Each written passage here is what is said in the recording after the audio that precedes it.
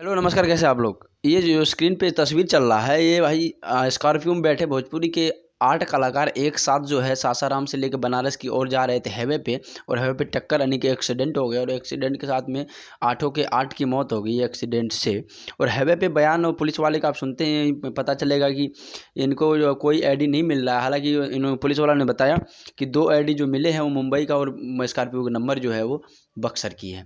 तो वो बनारस शो करने जा रहे थे और 8 के 8 जो है ख़त्म हो गए एक्सीडेंट से। और 8 के कलाकारों के घर पे जो है अभी तक में वो पुलिस का बयान से कि यानी कि 1 घंटा 2 घंटा के बाद पता नहीं चला था, यानी कि प्रूफ मिला भी था तो वो घर का नहीं मिला था, मुंबई का मिला था। तो वो पोस्टमार्टम के लिए भेज दिए गए हैं 8 कलाकार।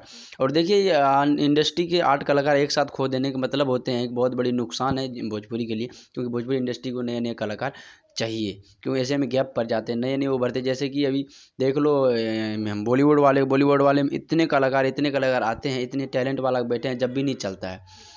तो भोजपुरी में इतनी ज़्यादा नहीं है कि 8-10 खो जाने से कुछ नहीं होगा। बहुत कम कलाकार हैं और इंडस्ट्री को चाहिए कलाकार, नए नए कलाकार। और नए था ये सब अभी आ ही रहा था प्लेटफॉर्म पे, तो इसने में ही आधे रास्ते में उनकी क्या कहूँ अब ख़त्म हो गई। इनके इनके बारे में आप क्या सोचते हैं? भगवान से दुख जताइए। फिर मिलता है अगला वीडियो में, तब तक के लिए बाय।